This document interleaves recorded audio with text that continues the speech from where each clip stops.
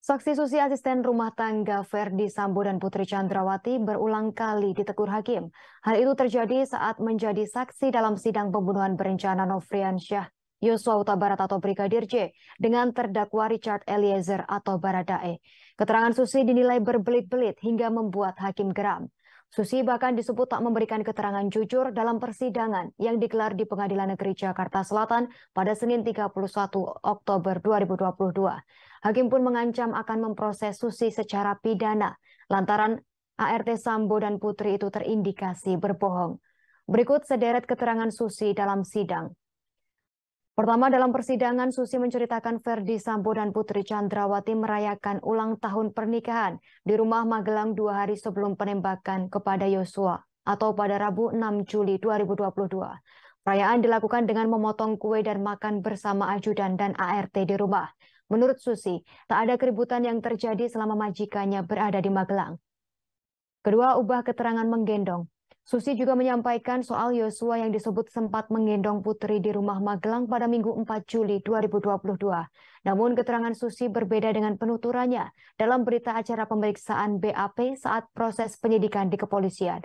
Dalam BAP, Susi menyebut bahwa Yosua sudah sempat mengangkat tubuh Putri, namun kemudian diturunkan karena ditegur oleh Richard Eliezer. Namun dalam sidang, Susi meralat pernyataannya dan berkata Yosua belum sampai mengangkat Putri.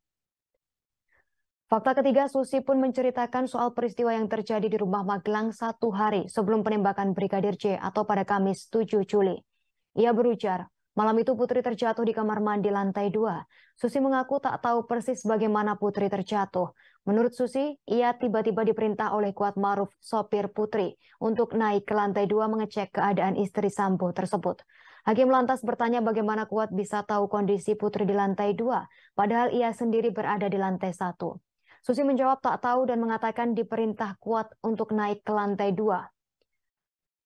Selanjutnya, mendengar penuturan Susi, Hakim Wahyu tak percaya. Dengan nada meninggi, Hakim menyebut cerita ART Putri tersebut tak masuk akal dan dibuat-buat. Menurut Hakim, cerita Susi janggal, sebab Susi berkata terjadi perkelahian antara Kuat dan Brigadir J saat ia meminta pertolongan.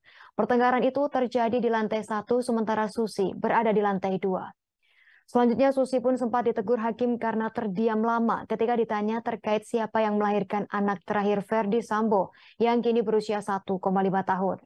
Suasana pun hening karena Susi tak menjawab sepatah kata pun. Beberapa saat kemudian, Susi menjawab Ibu Putri. Tak sekali dua kali saat keterangan Susi membuat hakim geram. Bukan hanya karena ceritanya dianggap janggal, namun Susi juga dinilai berbelit-belit dan berulang kali mengubah keterangan. Hakim mengatakan jika jika terus-menerus berbohong, Susi bisa menjadi tersangka baru di kasus Brigadir J. Permintaan untuk memproses hukum Susi sebelumnya dilakukan oleh kuasa hukum Baradae, Roni Talapesi. Hal ini dilakukan karena keterangan Susi dianggap berubah-ubah.